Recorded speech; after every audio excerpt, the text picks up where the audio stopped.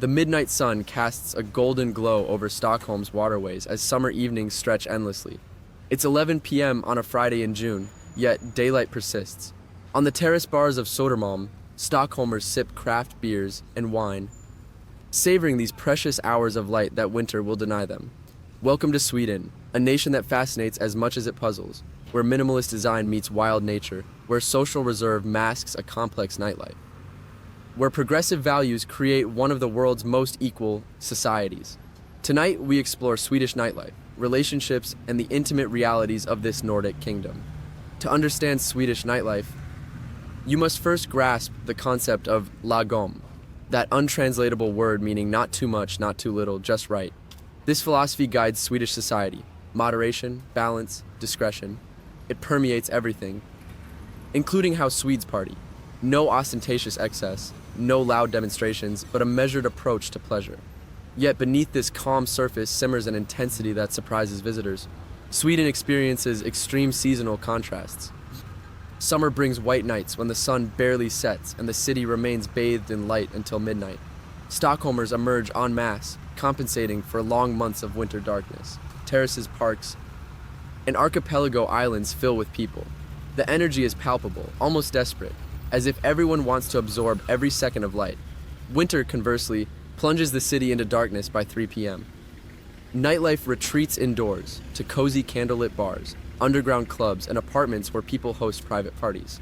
Let's start with a crucial element of Swedish social culture: alcohol. Sweden has a complex, regulated relationship with alcohol. Systembolaget, the state monopoly on alcohol sales, strictly controls distribution. You can only buy spirits at Systembolaget, open only on weekdays and closed on Sundays. Prices are prohibitive. A bottle of wine easily costs double what it would in Southern Europe. A bottle of vodka can cost 40 euros or more. This policy aims to control consumption and protect public health.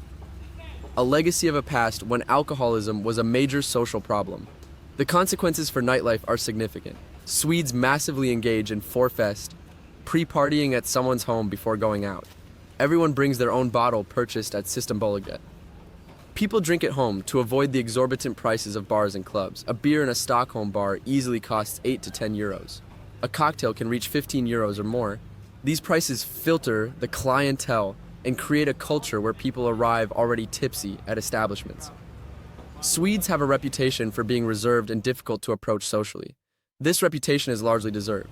Swedish culture values personal space, discretion, conflict avoidance. Approaching a stranger without reason is considered intrusive. In public transport, Swedes sit as far apart as possible. They avoid eye contact with strangers. This reserve can seem cold, even hostile, to visitors accustomed to more expansive cultures. But it's simply the cultural norm, a form of mutual respect for each other's space and tranquility. This reserve disappears considerably with alcohol. It's a striking and often commented phenomenon. Sober Swedes are silent, distant, almost shy. Drunk Swedes become talkative, tactile, extroverted. Alcohol serves as an acceptable social lubricant, permitting interactions that would otherwise be considered inappropriate. This transformation can be disconcerting for the uninitiated. The contrast between the subway Swede and the club Swede is almost comical. Stockholm is built on 14 islands connected by bridges. This geography creates distinct neighborhoods with their own characters. Södermalm, or Söder, is the trendy, bohemian, artistic district. Young creatives, hipsters, musicians live here. Söder's bars are casual, alternative, often small and intimate. You'll find craft beers, innovative cocktails, a tattooed and stylish clientele. Söder represents Stockholm's cool and progressive face. Östermalm, in contrast, is the chic, conservative, wealthy district. Streets are lined with luxury boutiques, gourmet restaurants, elegant bars. The clientele is older, more established, more conventional. Prices are even higher than elsewhere. This is where Stockholm's old guard goes out, where bankers and lawyers gather. The atmosphere is sophisticated but can feel stuffy. Norrmalm is the commercial and administrative center. This is where you'll find the big clubs, international chains, more touristy spaces. Nightlife here is more mainstream, more accessible to visitors. Stureplan is the nerve center of Stockholm nightlife. This square and adjacent streets concentrate clubs, bars, and restaurants. On weekends, Stureplan becomes a fascinating human scene, with queues outside every establishment. Groups of well-dressed young people moving from one place to another. Dress codes are strict in many Stockholm clubs. Bouncers, formidable gatekeepers, enforce rules that can seem arbitrary. Sneakers forbidden. Sweatpants excluded. Shirts recommended for men. Effort required for women. But beyond clothing, bouncers judge the whole package. Your attitude, your apparent level of intoxication, your age, and let's be honest, your physical appearance. Rejection is common and can be humiliating. This selection creates an elitist atmosphere that some find sophisticated and others simply snobbish. Once inside, the Swedish club experience has its particularities. People dance, but often in closed groups, not with strangers. Direct approaches, hitting on someone on the dance floor, is generally frowned upon unless alcohol has sufficiently eroded inhibitions. Music varies. House, techno, commercial hip-hop, Swedish, and international pop. Swedes are proud of their music scene. Swedish DJs and producers like Avicii, Swedish House Mafia, and Alesso conquered the world. This musical expertise is evident in clubs. Now let's talk about what fascinates many, Swedish men and women. Persistent stereotypes exist about Scandinavian beauty, tall, blonde, blue-eyed, slim.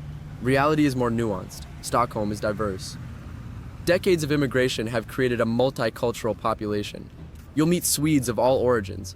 However, it's true that the population of Swedish origin tends towards certain characteristics, above average height, often blonde or light brown hair, blue or green eyes. Personal style is sophisticated.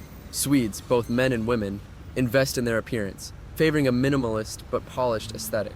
Swedish women, in particular, fascinate visitors. They often embody a combination of natural beauty, confidence, and independence. Gender equality is deeply rooted in Swedish society. Women represent nearly half the workforce. They're educated, ambitious, financially independent. This autonomy is reflected in their approach to relationships. They don't wait to be approached. If interested, they'll often take the initiative. They split costs on dates. They don't need to be saved or taken care of. This equality can disorient men accustomed to more traditional gender dynamics. The gentleman who insists on paying may be perceived as paternalistic rather than gallant. Grand romantic gestures can seem excessive. Swedish women appreciate respect, honesty, equality. A direct but respectful approach works better than elaborate seduction games. Clear communication is valued. Communication. If you are interested, say so. If you're not, say that too. Misunderstandings and games are frowned upon. Consent culture is taken very seriously in Sweden. Swedish legislation on sexual consent is among the world's strictest. Since 2018, explicit consent is required for any sexual act. The absence of no doesn't constitute a yes. This legal approach reflects progressive social attitudes on consent and bodily autonomy. In practice, this means more explicit conversations about, intentions and desires. It may seem unromantic, but it's respectful and clear. Dating in Sweden follows particular patterns. Dating apps are massively popular. Tinder, Bumble, Happen, dominate. Swedes, reluctant to make spontaneous approaches, find in apps a comfortable way to meet people. The first date is usually coffee or a walk, something casual in public. Swedes appreciate outdoor activities. A hike, a bike ride, or a museum visit can constitute dates. It's less formal and less pressured than dinner. Sex on the first date is neither taboo nor expected. It's a matter of mutual choice without moral judgment. Sweden has a pragmatic and liberal approach to sexuality. Sex education is comprehensive and starts early. Contraception is easily accessible and often free. Swedes are generally well informed about sexual health. Discussions about condoms are normal and not embarrassing. This openness creates a healthier and safer environment. Abortion in Sweden is legal and accessible up to 18 weeks of pregnancy on request. After 18 weeks, it's possible with special permission for serious health or social reasons. Abortions are performed within the public healthcare system. Covered by national health insurance. Cost to the patient is minimal, usually under 50 euros. This accessibility ensures all women, regardless of income, can access abortion if needed. Social attitudes toward abortion are pragmatic. It's not celebrated, but it's not stigmatized. It's considered a private medical decision between a woman and her doctor. There's no significant anti-abortion movement in Sweden. Protests outside clinics are virtually non-existent. This absence of public controversy allows women to make their decisions without harassment or guilt. The abortion rate in Sweden is moderate, about 20 per 1,000 women of childbearing age. This is neither particularly high nor low compared to other developed countries. The availability of effective contraception and comprehensive sex education means most pregnancies are planned. Abortions that do occur are generally due to contraceptive failures or changed circumstances. Marriage in Sweden has lost much of its importance. The average age of first marriage is about 36 for men and 33 for women. Many couples never marry, remaining in de facto partnerships sometimes forever. Even with children. Legally, de facto partnerships in Sweden have many rights similar to marriage after a certain duration of cohabitation. Marriage is no longer necessary for social legitimacy, property rights, or even raising children. When Swedes do marry, ceremonies are often modest. Extravagant weddings exist, particularly among the wealthy, but aren't the norm. Many couples prefer something intimate, perhaps just close family and best friends. Civil ceremonies are popular. Religious weddings have declined with society's secularization. Less than 20% of Swedes are religiously active. The majority is agnostic or atheist, reflected in their life choices, including marriage. Stockholm's gay nightlife scene is visible and accepted. Sweden legalized same-sex marriage in 2009, and attitudes are largely tolerant, particularly in Stockholm. Neighborhoods like Södermalm have a strong LGBTQ presence. Venues like Malar Paviljongen, Patricia, and various themed events create community spaces. Stockholm Pride is one of Europe's largest pride festivals, attracting hundreds of thousands of participants.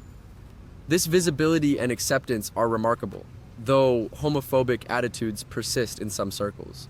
The journey to this acceptance wasn't automatic. Sweden decriminalized homosexuality in 1944, relatively early. But social acceptance lagged. LGBTQ activists fought for decades. The Partnership Law of 1995 gave same-sex couples many marriage rights. Full marriage equality in 2009 was the culmination. Today, Sweden is one of the world's most LGBTQ-friendly nations. Transgender rights are also advanced, with legal gender change possible by simple declaration since 2013. Yet, challenges remain. LGBTQ youth, particularly in smaller towns or conservative families, still struggle. Coming out can mean rejection. Mental health issues among LGBTQ youth are higher than average. Organizations work to support these young people, but societal work remains. And while Stockholm is accepting, Sweden isn't monolithic. Rural areas and immigrant communities may hold more conservative views, creating tension. Dating as an LGBTQ person in Stockholm has its particularities. Apps like Grindr, Her, and Tinder are heavily used. The small pool means many people know each other or have mutual friends. This creates a certain intimacy, but also limits options. Some LGBTQ Swedes travel to Berlin, London, or Amsterdam for their nightlife, seeking larger and more diverse scenes. But for most, Stockholm provides sufficient space to be authentic. Live music is an important part of Stockholm nightlife. Venues like De Baser, Berns, Munchen Bryggeriet host local and international bands. Sweden produces a disproportionate number of internationally successful musical artists. Beyond DJ stars, bands like ABBA, Roxette, The Cardigans, and more recently Robin, Leka Lee, and Tove Lo have exported Swedish sound. This musical tradition is celebrated and supported. Small venues allow new talent to emerge, creating a vibrant musical ecosystem. Summer festivals transform Stockholm. Way Out West, though, in Gothenburg attracts Stockholmers. Summerburst Stockholm is a major electronic music festival. These events concentrate thousands of people for days of music. Dancing and relative excess. The festival atmosphere allows a freedom and spontaneity that daily Swedish life restricts. People camp, drink, make new friends, live intensely. It's a collective pressure valve. The Stockholm archipelago offers unique nighttime experiences. In summer, boat parties are popular. Groups rent boats and navigate between islands, stopping to swim, drink, dance. These water parties capture the essence of Swedish summer. Spectacular nature, endless light, collective joy. Some islands have restaurants and bars accessible only by boat. The experience of dining on an isolated island under the midnight sun is magical and typically Stockholm. Sauna culture intersects with social and nightlife. Swedes love saunas, private or public. After an evening out, some groups end up in a sauna, often followed by a plunge into icy water. This practice may seem extreme, but it's deeply rooted. Saunas are social spaces where conversations flow as freely as sweat. It's a particular intimacy, literally laid bare but not sexualized. Bodies are simply bodies, natural and accepted. Differences between winter and summer nightlife are dramatic. Winter, with its 4 hours of daylight, creates an intense need for warmth, light, connection. Swedes combat winter blues or winter depression through mise, the concept of cozy comfort. Winter evenings often involve intimate gatherings at someone's place, with candles, blankets, mulled wine. Winter bars have refuge atmospheres, places to escape darkness and cold. Candlelight creates an intimate and warm ambiance. Food is part of the nighttime experience. After clubs, Stockholmers seek food. Options are more limited than in Istanbul or Manchester. Hot dog stands. Korvkiosken are institutions. The tunnbrödsrulle, a sausage wrapped in flatbread with mashed potatoes, fried onions, and sauce, is the classic late-night food. Kebabs and pizzas are also popular. For those who can afford it, late-night restaurants offer more sophisticated options, but at prices that would cool any emerging hangover. Taxis and transport in Stockholm work well. The metro, tunnelbana, runs late on weekends. Night buses cover hours when the metro is closed. Uber and Bolt operate. Unlike some cities, getting home after a night out is relatively easy and safe. Stockholm is generally a very safe city. Even at night, women can generally move around alone without excessive fear, though caution is always advisable. Recreational drugs exist in Stockholm nightlife, though Sweden has among Europe's strictest anti-drug policies. Possession of any quantity for personal use is criminalized. Social attitudes are generally intolerant. Yet drugs circulate. Cannabis, cocaine, MDMA, amphetamines are available for those who seek them. Consumption happens very discreetly. Getting caught has serious consequences. Criminal record, heavy fines, possibly prison. This severity doesn't suppress use, but pushes it into the shadows.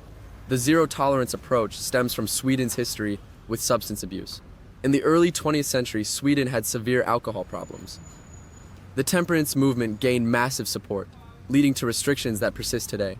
This historical trauma created a society deeply suspicious of intoxicants.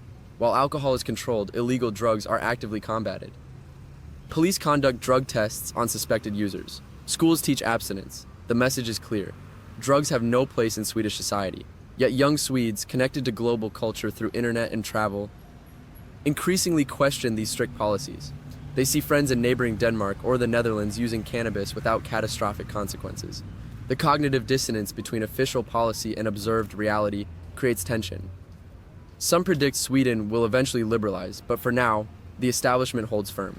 Swedes have a particular relationship with nature that influences even their nightlife. The allemansrätten, right of public access to nature, allows anyone to walk, camp, pick berries on any uncultivated land. This connection to nature is fundamental. Even Stockholm's night owls appreciate a nocturnal walk by the water, fresh air purifying lungs filled with club smoke. In summer, watching the sunrise after a night of partying is almost ritual, a moment of shared beauty that transcends intoxication. This nature connection isn't romantic nostalgia, but a lived reality. Swedes escape to their summer cottages, stugor, in the countryside or archipelago. These simple cabins, often without electricity or running water, represent Swedish paradise. Families spend weekends swimming in lakes, picking mushrooms and berries, sitting around fires. This retreat to nature provides balance to urban nightlife intensity. The archipelago specifically deserves deeper exploration. Stockholm's archipelago contains approximately 30,000 islands, islets, and rocks. During summer, these islands become playgrounds. Ferries carry people to different islands, each with its character. Some have restaurants and accommodations, others are uninhabited nature reserves. Young Stockholmers rent boats, pack coolers with beer and wine, and spend entire days island hopping, swimming, sunbathing, and socializing.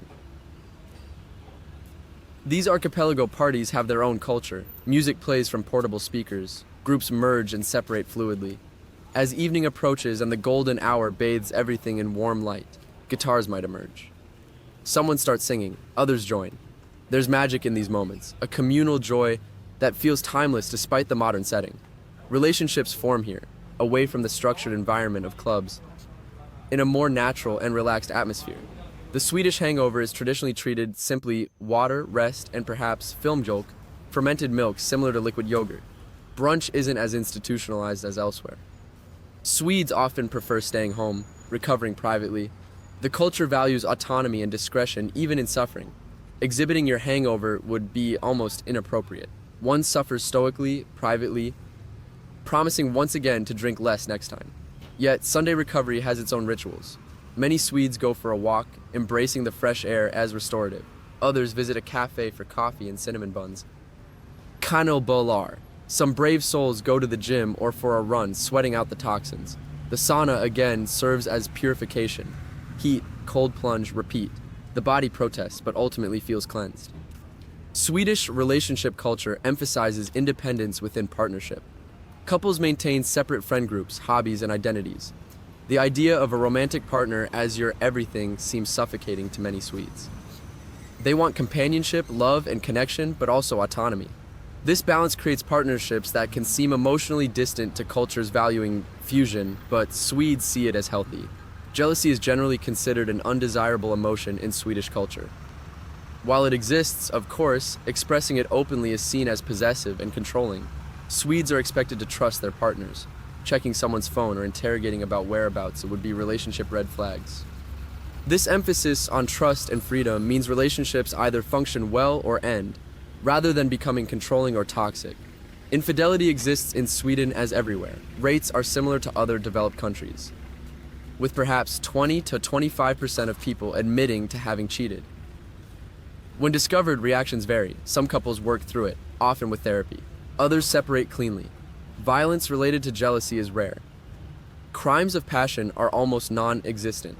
This restraint reflects a culture valuing emotional control and rational problem solving. Polyamory and open relationships are more visible in Sweden than many countries. While still minority arrangements, they're discussed openly. Communities and support groups exist. The values of communication, consent, and transparency align well with Swedish culture. Social judgment is minimal as long as everything is consensual and honest. Sweden's liberal approach to relationships permits experimentation. Divorce is frequent and completely destigmatized. About 45% of Swedish marriages end in divorce. This high rate doesn't reflect social failure, but rather a society where people don't stay in unsatisfying relationships. Women, financially independent, can leave. Men also feel free to exit relationships that no longer work. This freedom of choice is seen as positive, a sign of social health rather than decline. The divorce process in Sweden is relatively simple. If both parties agree, divorce can be finalized in months. For couples with children, a 6-month separation period is required to allow reflection. Contentious divorces are handled by the court system but are encouraged toward mediation. Shared custody of children is the default norm. Child support is calculated by standardized formulas based on income and needs. Cost of living affects relationships profoundly. Stockholm is one of Europe's most expensive cities. A typical night out can easily cost €100 or more. Transport, club entry, a few drinks, late night food. For visitors accustomed to more modest prices, the shock is real. For Stockholmers, it's normal. Salaries are high certainly, but cost of living absorbs much. This economic reality means regular partying is a luxury not everyone can afford. Dating expenses follow similar patterns. Coffee dates are preferred partly because they're affordable.